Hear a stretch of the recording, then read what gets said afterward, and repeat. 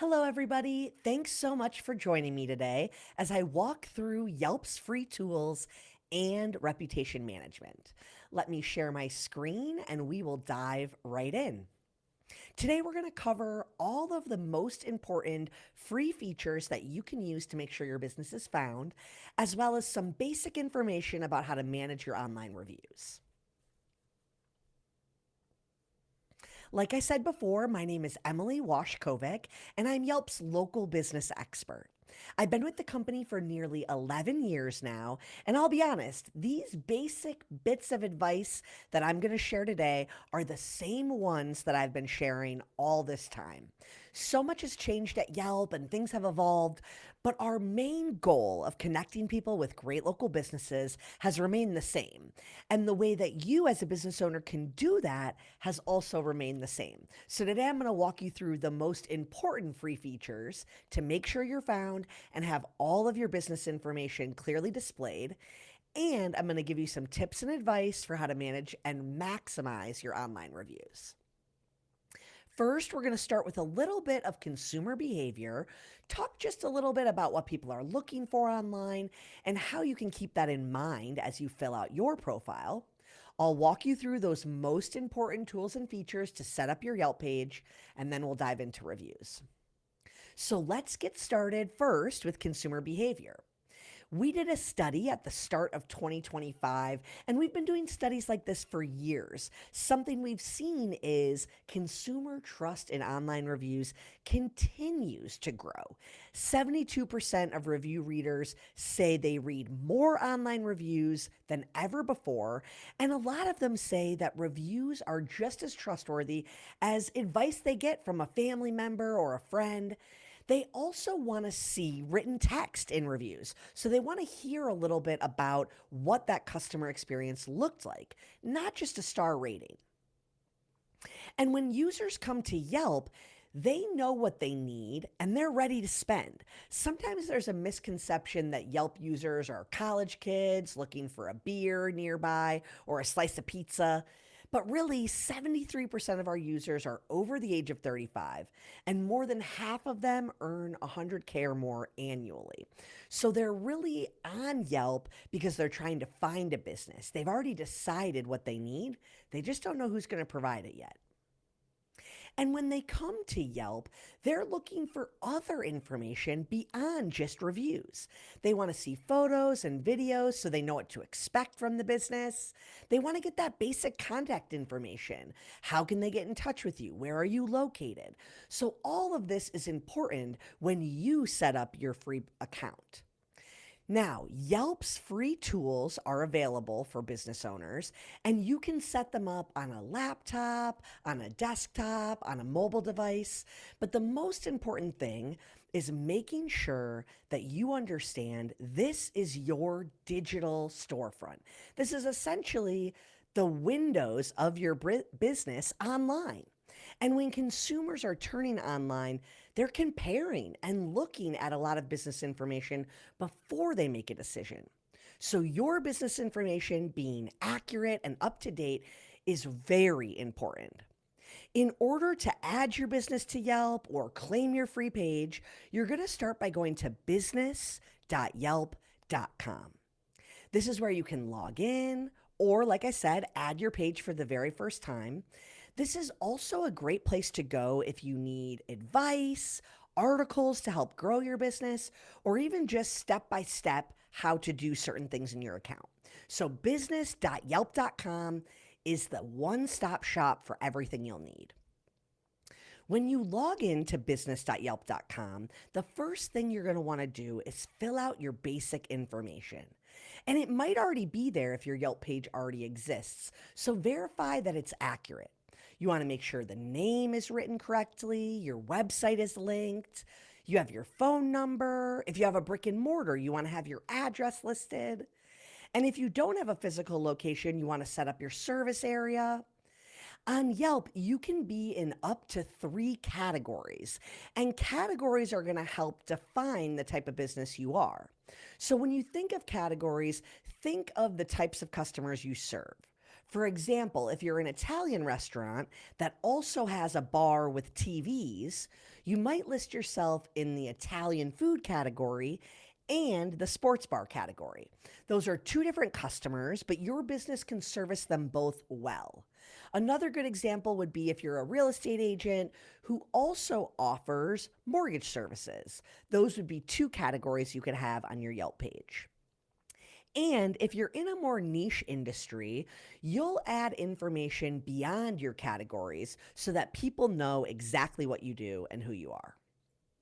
Hours are extremely important on Yelp, and you want to make sure, even if you're not a brick and mortar, you have hours listed for when you would realistically work with or service a customer. Some customers search by open now or open at a specific time. So if you don't have your hours set up, you won't even appear in those search results. So make sure to add hours, and you're able to set special or holiday hours for as far in the future as you'd like. So if you already know what days you'll be closed, you can set that up, and when that week comes along, your Yelp page will update to reflect those hours. The other really cool thing is you can modify or change these things in your business user account. So if you're on the go and you need to last minute update your hours, you can just log in and do that. Now, this part is the most important and underutilized section of the free resources, in my opinion. It's the additional information section, and it's broken into three different parts. There's the specialties, the history, and the meet the owner or manager sections. Each of these areas is a set amount of characters that you can use to describe your business. So think of this as maybe like the review you would write for yourself. What do you focus on? What types of services define your business? And what do you want to be known for? These sections help you put the keywords and phrases that describe what you do and the types of things customers might be looking for onto your Yelp page. So this really adds color and beefs up who you are as a business. Now, when you're filling out these sections, you want to include all of the keywords and phrases that describe the things that you do. What you don't want to do is list services that you do not provide. So, for example, in your specialties, you would say, we do roof repairs, we do new drain spouts. If you don't do brand new roof installation, you would not want to say, we do not provide. So just avoid any keywords or phrases that you do not service, and really just add and build up all of the keywords and phrases for the things that you do. Photos are going to be the next layer of making sure your page reflects who you are as a business. Beyond you telling people, you want to show them. Upload photos of the services you provide, add photos of your team or your staff. If you have a brick and mortar, show people what it looks like on the outside and on the inside. If you're a service provider, show people what your vehicles look like, or maybe even the uniforms that your team wears. Use the photos on your page to give more color to who you are as a business. And make sure that you caption those photos, including keywords or phrases that describe what you do.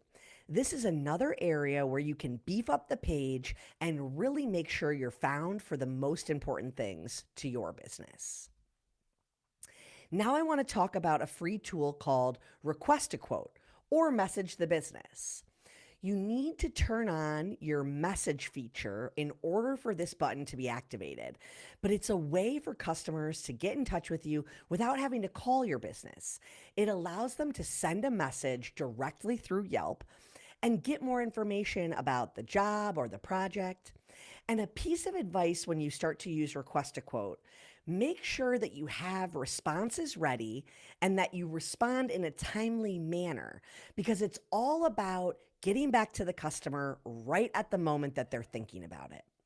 The other thing that you want to do when you respond to Request a Quote messages is avoid giving them another step. So don't tell them to call you at this number or fill out this form. Instead, suggest a time to schedule an appointment, or maybe if you need to come by and look at things to give an estimate. In that request a quote response, provide options for the next step. That's the best way to turn a lead into a client. Now I want to talk briefly about reviews. And before we get into it, I want you to ask yourself, do you embrace customer feedback? And not just the glowing things that people say about you when they're really happy, but the critical things too. And I've heard a lot of business owners over the years tell me, Emily, I really do love feedback if they share it in person or if they share it with me directly. But when they go online, I just hate it. It bothers me. I wish they'd tell me. And I understand that. I do. And I really empathize with it. But I want you as a business owner to really think about any piece of feedback you get from customers, whether it's online or in person, as equally valuable. And when people normally tell me that they don't like online reviews as a business owner, it's typically because of a misconception they have that a lot of people turn to online reviews to be negative. On Yelp, we have more 5-star reviews than 1, 2, and 3-star reviews combined. So overwhelmingly, people are sharing places that they love and that they want other people to know about. But sometimes they're sharing less than 5-star experiences. And you as a business owner need to use those opportunities as a marketing tactic and a customer service process, not as just a bit of criticism. And the reason that this is so important is because responses matter to consumers. I've been giving this advice for years, but now we actually have the data to back it up. 83% of survey respondents who read reviews say that they trust online reviews about businesses. And more than that, 87% of them say they're willing to look past a critical or negative review if they see a business owner has responded and addressed the issue. And that's what's most important here. Responding to reviews is all about reflecting your customer service practices for future consumers to see. So let's talk about the actual tactics. What are you going to do in your response to make it impactful? And I want to start with positive reviews because you're oftentimes going to get more of those, but sometimes we overlook them. We just think, oh, it's a happy customer. That's great. I'm so glad they shared. But what we really want to do if we're maximizing our online reviews and using them as a marketing tactic is we want to respond to them, especially publicly if you have time to address them and thank them for sharing their experience. Responding to reviews publicly is a great way to show that you actually read your reviews and that you like to hear about the customer's experiences. You can also strategically respond to those reviews by mentioning maybe something that they brought up in the review or something they didn't as a way to welcome them back. All of those things are great ways to add more positive context to your Yelp page. If you don't have time to write responses to all your positive reviews, you can at least send a direct message and use the same canned thank you response every time. This at least shows those individual customers that you care and are really grateful for them sharing their experience. Now let's talk about critical reviews because I know they're what everyone is nervous about. I like to think of critical reviews in a few different buckets. The first one is legitimate criticism. And we all know our businesses are run by people, they're operated by people, so human mistakes happen and we can't always be perfect. Sometimes consumers raise concerns that are legit, and the best thing you can do is address them and identify that it's not the way you typically do things. When you're doing a public response to a critical review, you don't want to make a long dialogue getting into every single point that the reviewer mentioned. You want to start by thanking them for taking the time to leave feedback, maybe mention an item or two that they brought up, and then take the conversation offline. Again, this is to show customers that you care and show them how you handle customer concerns. But it doesn't need to outline every single detail of what the critical review shared. If there are any changes that are coming out of feedback, that's a great thing to mention in your response. But sometimes, if it's a rant or maybe just a reviewer that doesn't feel like it's going to add a lot of value to respond publicly, you can either send a direct message or just leave it. But I personally think responding to all of your critical reviews is a great rule of thumb. And I say respond within 24 hours, but if you need to take a little time, that's okay too. And make sure to amplify those positive reviews. Share them on your social media accounts, put them on your website. I've even seen business owners list them in really cool ways in their brick and mortar store. Maybe you can print them off and frame them. If you have a vehicle for your business, maybe you can put a review on the side of the vehicle as a little advertising when you're driving down the road. Anything you can do to share those positive experiences is going to be a great way to amplify that and spread the word of mouth more. Anytime you're dealing with reviews, especially if there's criticism, you want to take a minute and sometimes step away if you need to. Take a deep breath before you respond. And then make sure you take the high road. You are the business owner and you want to remain professional. Don't stoop down to a critical reviewer's level, and definitely don't become argumentative or defensive on your account. You want to respond, look professional, and take the conversation offline. And lastly, take comfort in knowing you can't please 100% of your customers 100% of the time. Sometimes getting a critical review is just a part of doing business.